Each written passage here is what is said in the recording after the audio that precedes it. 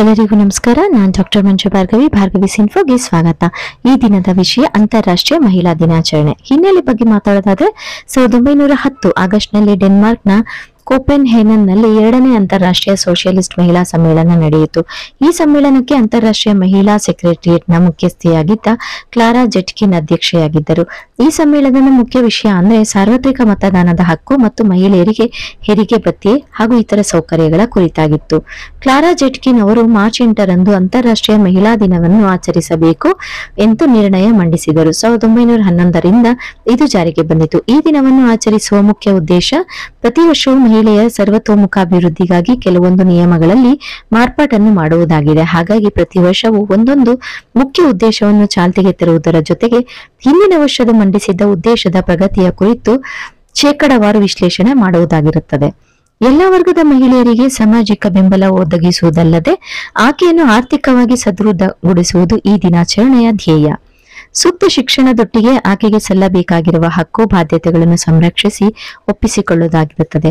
ಮಹಿಳೆಯ ಮಾನಸಿಕ ಮತ್ತು ದೈಹಿಕ ಬೆಂಬಲವನ್ನು ಸಮತೋಲನದಲ್ಲಿಳಿಯುವುದೇ ಈ ದಿನದ ಗುರಿ. ಆತ್ಮರಕ್ಷಣೆ, ಆತ್ಮಸ್ಥೈರ್ಯ, ಆತ್ಮಗೌರವಕ್ಕೆ ಧಕ್ಕೆ ಬರದಂತೆ ಕಾಪಾಡುವುದೇ ಈ ದಿನದ ಲಕ್ಷ್ಯವಾಗಿರುತ್ತದೆ.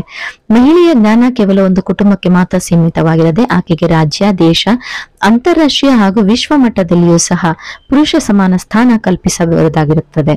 ಇಂತಹ ಸದುದ್ದೇಶವನ್ನು ಒಳಗೊಂಡಿರುವ ಈ ದಿನವನ್ನು ಸರ್ಕಾರ ಹಾಗೂ ಶಿಕ್ಷಣ ಸಂಸ್ಥೆಗಳಲ್ಲಿ ಕಡ್ಡಾಯವಾಗಿ ಆಚರಿಸಲಾಗುತ್ತದೆ. ಹಾಗೆಯೇ ಮಹಿಳೆಯ ಬೆಳವಣಿಗೆಗಾಗಿ ಸಾಕಷ್ಟು ಉತ್ತಮ ಯೋಜನೆಗಳನ್ನು ರೂಪಿಸಿ ಜಾರಿಗೊಳಿಸಿ ಅಭಿವೃದ್ಧಿ ಪಥದತ್ತ ಹೆಜ್ಜೆ ಹಾಕಲಾಗುತ್ತಿದೆ.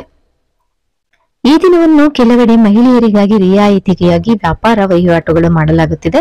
ಹಲವೆಡೆ ಸಾಂಸ್ಕೃತಿಕ ಚಟುವಟಿಕೆ ಮತ್ತು ಮನೋರಂಜನೆ ಕಾರ್ಯಕ್ರಮಗಳನ್ನು ಆಯೋಜಿಸಲಾಗುತ್ತಿದೆ. ನಿರ್ದಿಷ್ಟ ಕ್ರೀಡಾ ಚಟುವಟಿಕೆಗಳಲ್ಲಿ ಮಹಿಳೆಯರಿಗೆ ಸ್ಥಾನ ನೀಡಲಾಗುತ್ತಿದೆ. ಕೆಲವೆಡೆ ಮಹಿಳೆಯರಿಗೆ ಸಂಬಂಧಪಟ್ಟಂತಹ ಆರೋಗ್ಯ, ಮಾನಸಿಕ ಸದೃಢತೆ, ಇನ್ನು ಹಲವು ಉಪಯೋಗಿ ವರ್ಕ್ಶಾಪ್ಸ್ ಗಳನ್ನ ಸಹ ಆಯೋಜಿಸಲಾಗುತ್ತಿದೆ. ಮತ್ತೊಂದು ಕಡೆ ಮಹಿಳೆಯರ ಸಮಾಜವು ಕೆಲವೊಂದು ಸಮಾಜಾಭಿವೃದ್ಧಿ ಕಾರ್ಯಕ್ರಮವನ್ನು ಹಮ್ಮಿಕೊಂಡು ಆದರ್ಶ ದಾರಿಗೆ ನಾಂದಿಯಾಗುತ್ತಿದ್ದಾರೆ. ಇದೆಲ್ಲ ಶಿಕ್ಷಕ ಸಮಾಜದ ಮುಖವಾದರೆ, ಮತ್ತೊಂದು ಕಡೆ ಅಶಿಕ್ಷಿತ ವರ್ಗದ ಮಹಿಳೆಯರಿಗೆ ಈ ದಿನದ ಬಗ್ಗೆ ಅಥವಾ ಆಕೆಗೆ ಕಲ್ಪಿಸಿಕೊಟ್ಟಿರುವ ಸೌಲಭ್ಯಗಳ ಸಾಮಾಜಿಕ ಭದ್ರತೆಯ ಬಗ್ಗೆ ಆಗಲಿ ತಿಳುವಳಿಕೆ ಇಲ್ಲದಂತಾಗಿದೆ. ಇದು ಶೋಚನೀಯವಾದಂತಹ ವಿಷಯ. ಮನೆಯವರಿಗೆ ಅನ್ನಪೂರ್ಣೇಶ್ವರಿಯಾಗಿದ್ದ ಮಹಿಳೆ ಇಂದು ಸ್ಟಾರ್ ಹೋಟೆಲ್ನ ಮಾಲೀಕಳಾಗಿದ್ದಾಳೆ. ಪೂಜೆಗಾಗಿ ಸ್ತೋತ್ರ ಓದುತ್ತಿದ್ದ ಮಹಿಳೆ ವಿಶ್ವವಿದ್ಯಾಲಯಗಳಲ್ಲಿ ಮಾಲೀಕಳಾಗಿದ್ದಾಳೆ. ಮನೆಯನ್ನು ಕಾವಲು ಕಾಯ್ತಿದ್ದಂತಹ ಮಹಿಳೆ ಇವತ್ತು ಶತ್ರು ದೇಶದ ಮೇಲೆರಗಿ ದೇಶ ಕಾಯ್ತಿದ್ದಾಳೆ. ಭೂಮಿ ಮೇಲೆ ಮಾತ್ರ ಅಲ್ಲದೆ ಬಾಹ್ಯಾಕಾಶದಲ್ಲೂ ಸಹ ತನ್ನ ಛಾಪನ್ನ ಮೂಡಿಸಿದ್ದಾಳೆ. ವಿಶ್ವಮಟ್ಟದಲ್ಲಿ ಕ್ರೀಡಾಪಟುವಾಗಿ ಮಲ್ಲಕಂಬದಿಂದ ಹಿಡಿದು ಕ್ರಿಕೆಟ್ ವರೆಗೂ ತನ್ನ ಅಸ್ತಿತ್ವ ಉಳಿಸಿಕೊಂಡಿದ್ದಾಳೆ. ಆದರೆ ಇಂದಿಗೂ ಸಹ ಮಹಿಳೆ ಖಿನ್ನತೆಗೆ ಒಳಗಾಗ್ತಿದ್ದಾಳೆ.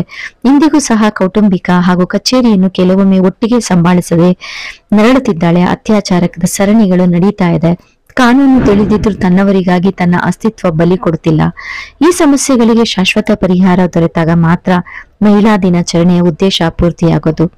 ಈ ಉದ್ದೇಶ ಪೂರ್ತಿಯಾಗಬೇಕಾದ್ರೆ ಮಹಿಳೆಗೆ ಕೌಟುಂಬಿಕ ಹಾಗೂ ಕಚೇರಿಯ ಸಹಯೋಗ ಅಗತ್ಯದ ಜೊತೆಗೆ ಸಾಮಾಜಿಕ ಗೌರವ ರಕ್ಷಣೆಯ ಅಗತ್ಯವಿದೆ. ನನಗೆ ತಿಳಿದಷ್ಟು ವಿಷಯನ ನಾನು ನಿಮ್ಮೊಟ್ಟಿಗೆ ಹಂಚ್ಕೊಳ್ಳಕ್ಕೆ ಪ್ರಯತ್ನ ಪಟ್ಟಿದ್ದೀನಿ. ಈ ವಿಡಿಯೋ ನಿಮ್ಗೆ ಇಷ್ಟ ಆಗಿದ್ರೆ ಖಂಡಿತವಾಗಿಯೂ ಲೈಕ್ ಮಾಡಿ, ಕಾಮೆಂಟ್ ಮಾಡಿ, ಶೇರ್ ಮಾಡಿ, ಹಾಗೆ ಸಬ್ಸ್ಕ್ರೈಬ್ ಮಾಡೋದನ್ನ ಮರಿಬೇಡಿ. ಧನ್ಯವಾದಗಳು.